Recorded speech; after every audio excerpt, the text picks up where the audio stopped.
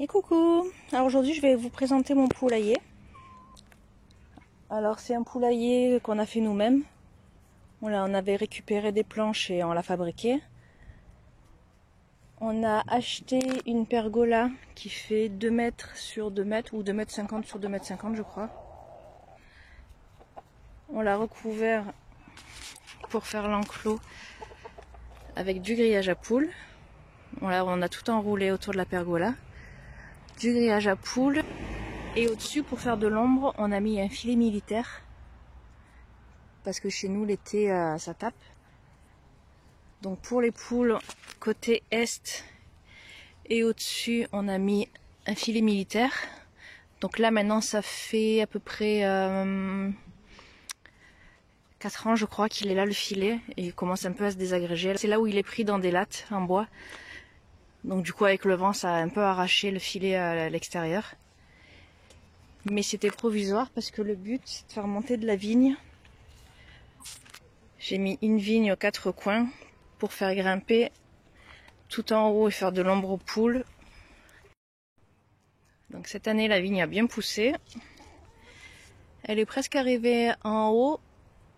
Donc pour l'année prochaine, je vais laisser juste 2 branches. Ah oui, à l'intérieur, on voit qu'il y en a une ici qui est passée par l'intérieur et qui est déjà en haut. Donc je laisserai 2 branches à chaque fois. Je la taillerai à 2 branches pour que ça grimpe. Pour faire de l'ombre l'été aux poules et enlever le filet militaire. Et côté est, j'ai mis 2 mûriers sans épines que je veux palisser aussi pour le soleil du matin. Comme ça, elles seront à l'abri à l'est, au sud, et elles n'auront pas trop chaud l'été.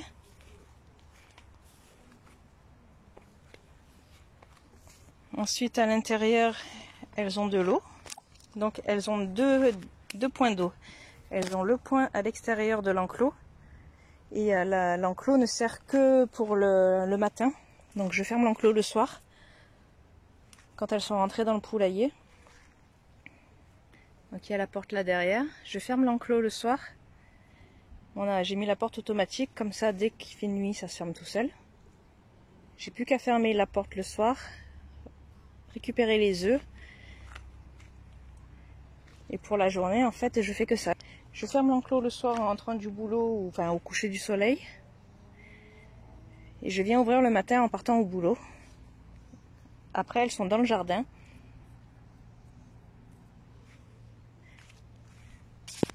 Elles ont une bonne partie du jardin. Elles doivent avoir 500 mètres carrés de jardin que j'ai clôturé avec un filet mobile. Le filet mobile, je l'enlève l'hiver. Je l'enlève aussi pour tondre. Et l'hiver, elles ont accès à tout le jardin. Mais l'été, par contre, au printemps, je préfère qu'elles restent ici. J'ai mis des arbres fruitiers, elles sont dans le verger. Au moins, elles ont de quoi manger dedans. Et elles viennent pas dans le potager ou devant la maison, là où je peux mettre des fleurs parce que ça gratte beaucoup quand même. Je peux rien mettre sinon, si je les laisse en liberté toute l'année, je peux rien mettre comme plante, elles me grattent tout. Donc je les parque une partie de l'année. Après, au fond du verger, elles ont une haie de laurier. Et elles se mettent dessous l'été quand il fait très chaud en fait. Elles se cachent, elles sont au frais dessous. Elles se mettent sous la haie et elles ressortent en fin de journée. Donc quand il fait trop chaud, elles ont quand même de l'ombre. Elles se mettent sous la haie. Même quand il pleut. Parce que du coup, elles n'ont pas d'abri. Quand il pleut ou quand il fait trop chaud, elles se mettent sous la haie. Et après, sinon, le reste du temps, elles font leur vie dans leur parc. Donc à l'intérieur, elles ont une réserve de nourriture. Donc cette réserve-là pour 12 poules. Là, ils sont 12 avec le coq. Donc ça me fait une semaine. Je crois que c'est une 20 litres, il me semble. Elles appuient sur la pédale et ça leur ouvre en dessous. Ça leur ouvre l'accès aux graines.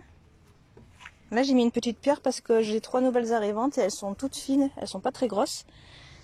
Et en fait, elles n'arrivent pas à ouvrir. Elles sont trop légères. Donc là, j'ai mis une petite pierre pour faire un poids en plus pour qu'elles arrivent à ouvrir. Et ensuite, elles ont ce point d'eau. Donc ici, elles ont des tétines en fait. Donc il y a une goutte d'eau et en fait quand elles viennent boire, ça relève la tétine et il y a de l'eau qui coule. Donc elles ont ce point d'eau là à l'intérieur du poulailler et elles en ont un autre à l'extérieur dans le parc. Et à l'extérieur, il est un peu plus loin, c'est un abreuvoir un peu plus commun. Il est un peu plus loin.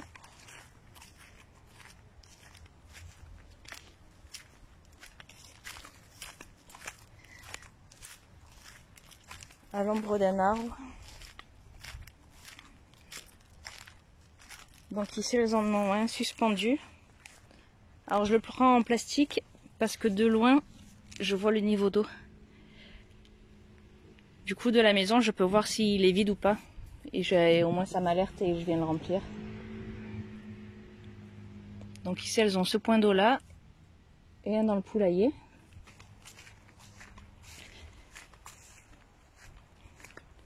Donc aujourd'hui il faut que je le nettoie.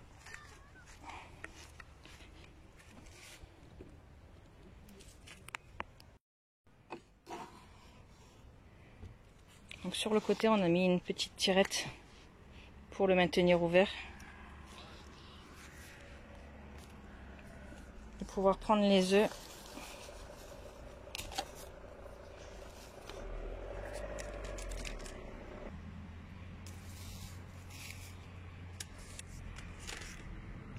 Donc il y a un faux œuf de chaque côté. Parce que sinon, quand le poulailler est propre, elles vont pondre dans les coins. Alors que si elles voient un œuf, elles vont pondre directement là où il y a l'œuf. Donc là aussi c'est un faux œuf.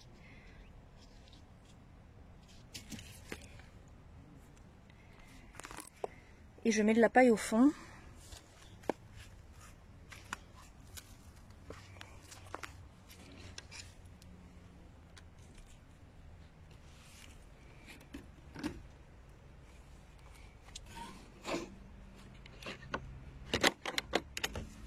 Hop, derrière on a fait une grande porte pour pouvoir nettoyer.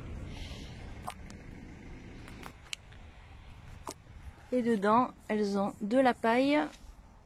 Évidemment là c'est sale parce que je viens nettoyer. Elles ont 2 barres pour pouvoir se percher la nuit.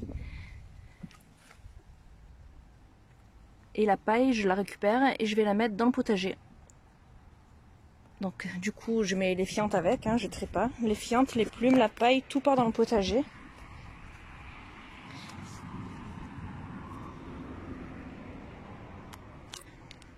Et après je mets un petit coup de propre avec une petite balayette et je remets de la paille neuve.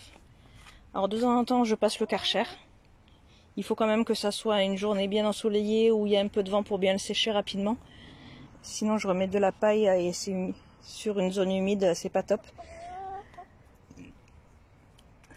Donc le Karcher une fois de temps en temps, une fois tous les 2 mois à peu près, je fais le Karcher.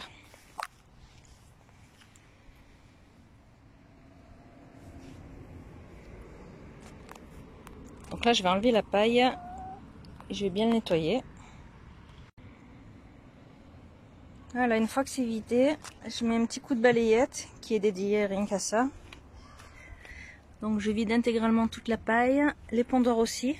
Même si la paille est assez propre, je l'enlève quand même pour éviter qu'il y ait des parasites qui se cachent à l'intérieur. Donc je préfère tout changer à chaque fois. Donc tout est vidé, c'est dans la brouette et maintenant je vais le mettre au potager. Et je vais aller récupérer de la paille propre. Alors la paille qu'on met dans le poulailler, il faut absolument que ça soit de la paille propre et sèche, qui n'a pas moisi, qui n'a pas traîné dehors. Donc ce que je fais, c'est que j'avais un coffre de jouets pour enfants que j'ai recyclé en coffre à paille. Donc il est toujours à l'extérieur. Mais par contre, du coup, l'eau ne va pas dedans et ne mouille pas ma paille. Et j'ai toujours de la paille propre et sèche. Donc surtout ne pas mettre de paille qui a traîné à l'extérieur, qui est humide et qui a pu attraper des maladies. Parce que la paille humide rendra les poules malades. Donc ça y est, c'est nettoyé. Elles ont de la paille propre. Les pondoirs aussi sont propres. Je leur ai remis les œufs fictifs. Donc là, moi, je suis bon pour une semaine. Alors la fréquence de nettoyage dépend du nombre de poules et de la grandeur du poulailler. Moi, pour un grand poulailler comme ça qui peuvent accueillir 12 poules, avec 12 poules, en une semaine, elles me le salissent. Par contre, il y a une période où je n'ai que 3 poules dedans et 3 poules dans un grand poulailler. Je pouvais passer un mois sans le nettoyer, il était toujours pas sale. Donc ça dépend vraiment de la grandeur du poulailler et du nombre de poules. Après, on voit à l'usage. Quand on voit que c'est sale, on nettoie. Mais si on peut tenir des jours de plus, après on compte le nombre de jours.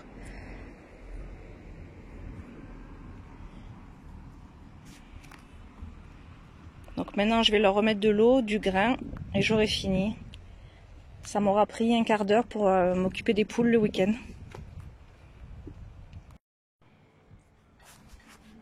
Alors pour nettoyer un petit peu le sol de temps en temps, je mets un petit coup de râteau, comme un balai, pour récupérer un peu les fientes qu'il y a au sol. C'est vraiment pour donner un petit coup de propre. Et aussi pour enlever en dessous de la mangeoire là-bas. Au fur et à mesure, ils mettent des graines dessous. Et le niveau monte, en fait, le niveau en dessous de la pédale monte. Du coup, la pédale fonctionne moins bien. Donc il faut aussi de temps en temps mettre un petit coup de râteau sous la mangeoire pour redescendre le niveau de terre et que la pédale s'ouvre mieux.